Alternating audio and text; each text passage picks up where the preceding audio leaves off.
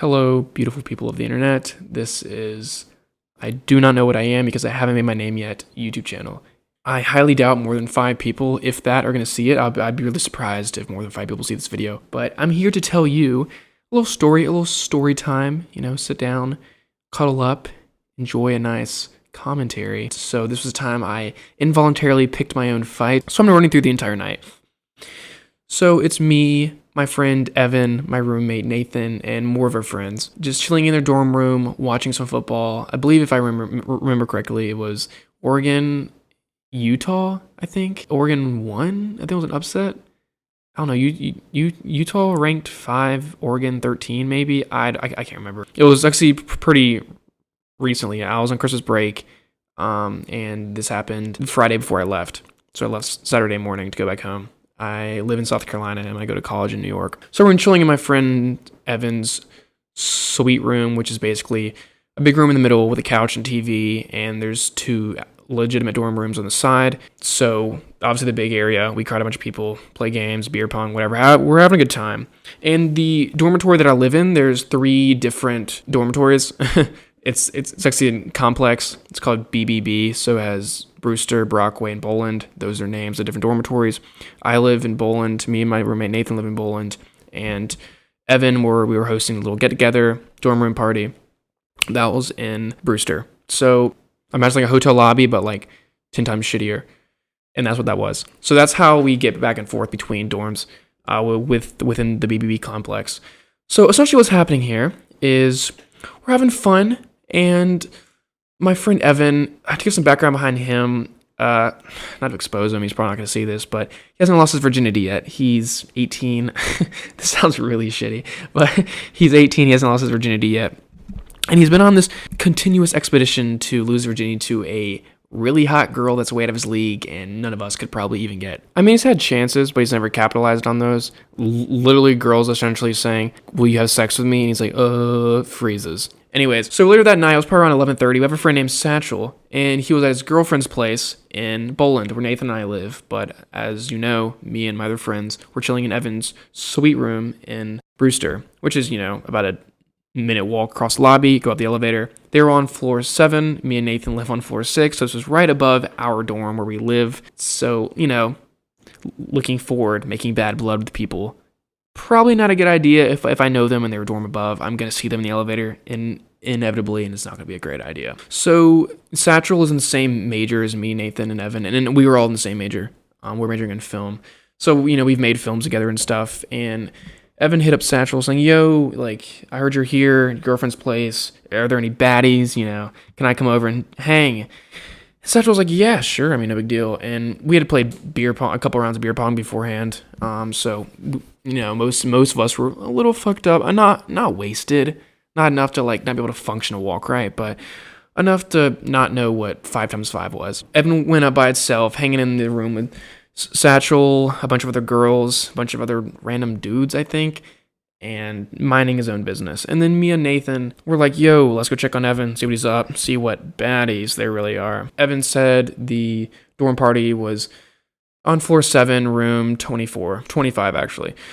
So, so we're in Brewster. We walk out and we go up a couple floors. Oh yeah, and by the way, Evan's room is on floor 4 at the end of the hallway.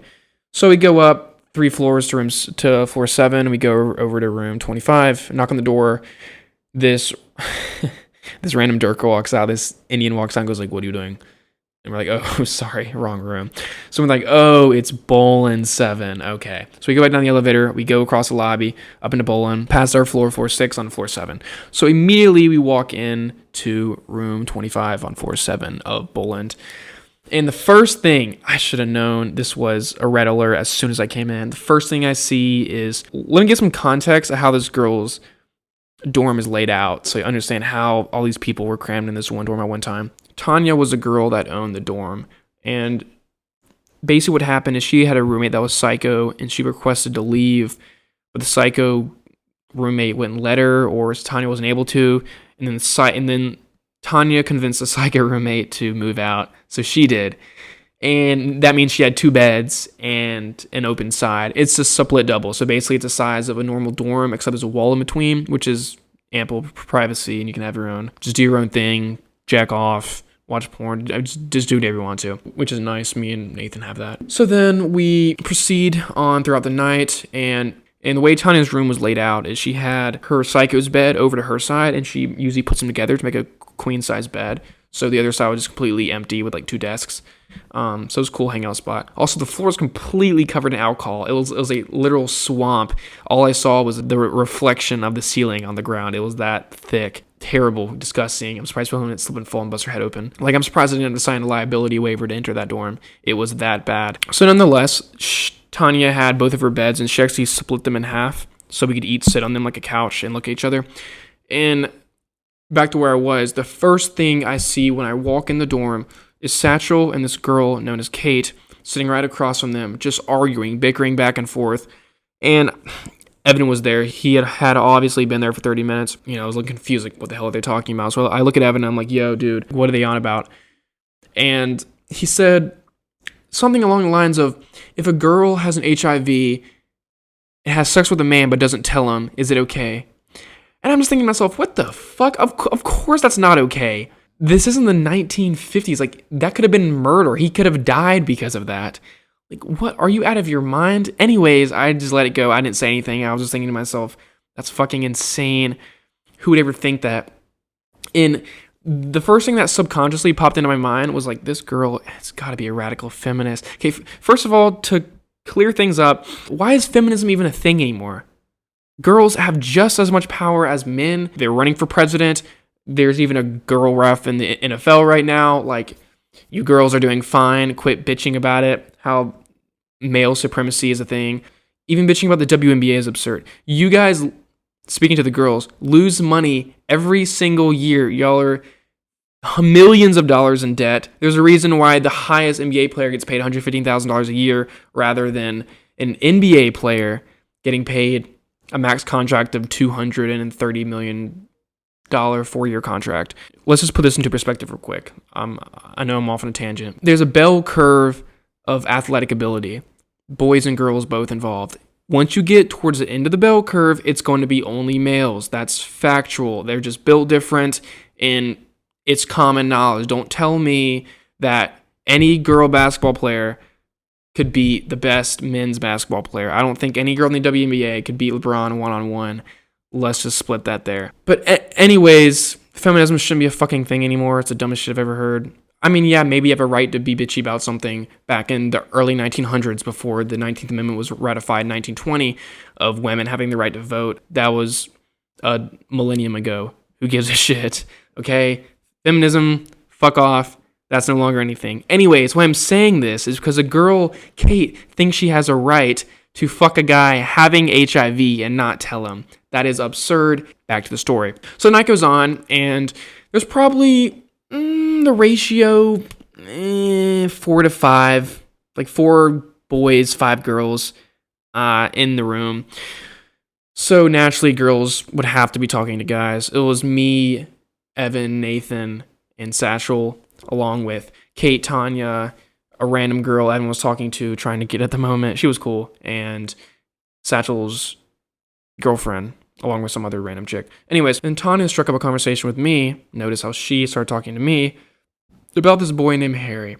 Now, the way she described Harry to me and explained it is Harry is very protective of her. They fuck, and she claims that she's godly at sex, and you know, I was fucking around with her. And I was like, so what's your favorite position? And she's like, I love being on top. And I was like, oh, okay, cool. Harry Snapchats and texts her nonstop. And she's told me many times, look, I don't want to date him. I just want to fuck him because I'm a college girl. That's what we do. And Harry is wanting to not wife her up, but date her. And he's claiming that they're a couple in a relationship. Tanya, as she's telling me, saying, no, I don't want to date Harry. Big whoop. And we go on and on talking for 15 minutes or so. And then she gets a Snapchat call from Harry. So she stands up in the back of the room. Me and Tanya are in the back of the room. Not alone, but we're talking in the back room. The rest of them are just more towards the middle in the end. So Tanya gets a call. She stands up off the bed. She answers the Snapchat call that Harry is desperately trying to reach her. And I hear Harry go, where are you? Where are you? What are you doing? Why do I hear people in the background? And Tanya's just like, Harry, I don't want to come over to your place right now. I'm hanging with people, doing my own thing. I'm just minding my own business. She's like, Harry, I don't want to come over. Harry's like, come on, where are you? Just tell me where you are. And then she just hands the phone to me. She says, tell Harry that I don't want to come over. And I mean, I didn't know who Harry really was at the time, aside from this dude who likes her a lot. So I thought they were just fucking around, just joking, having fun. She's just picking at him because maybe she's a little bit intoxicated. So I get the phone and I go, yo, sorry, Harry, man. She can't come right now. She's kind of occupied. She's got her hands full. I'm just messing around, acting like some big dude that possibly fucked Tanya or some shit. Just messing around. Harry didn't say anything. And then I hand the phone to Nathan, which is across from me on the other bed. And Nathan says the same thing. And then Nathan hands it back to me. And I hand it back to Evan. Evan starts saying random shit because he's intoxicated. And then Tanya takes a phone from Evan and goes, Harry, I can't come to the phone right now. I'm sorry. I don't have my phone. When she clearly has her phone in her hand, talking directly into the microphone. Oh, Harry, I'm sorry. I just can't come to the phone right now. And Harry's like, where are you? Absolute hung up.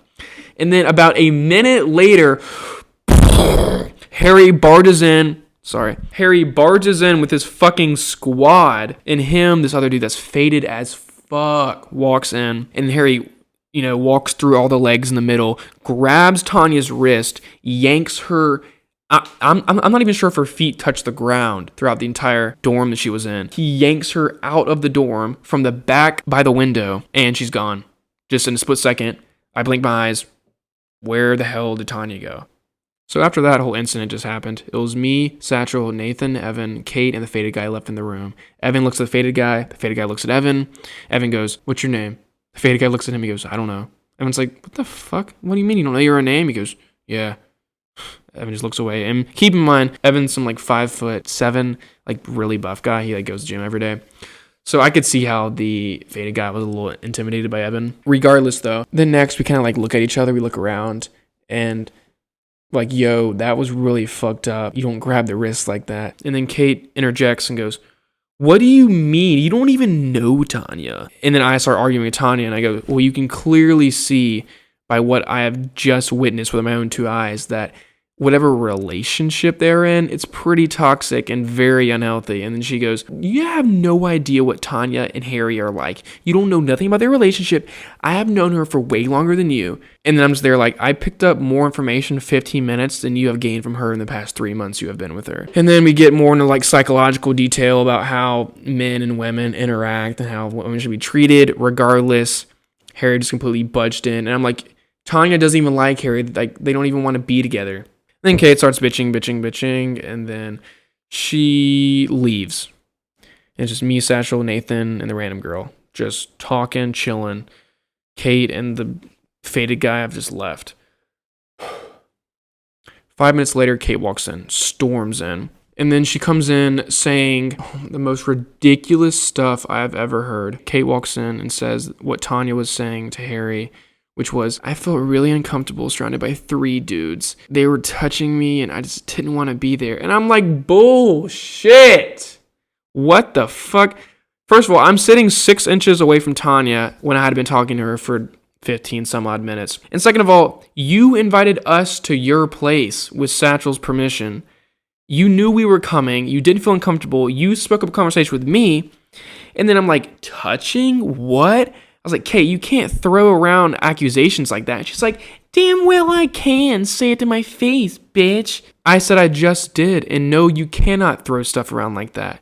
So whenever Kate said that Tanya was saying people were touching her, she felt uncomfortable, that just blew my mind. This isn't Brett Kavanaugh.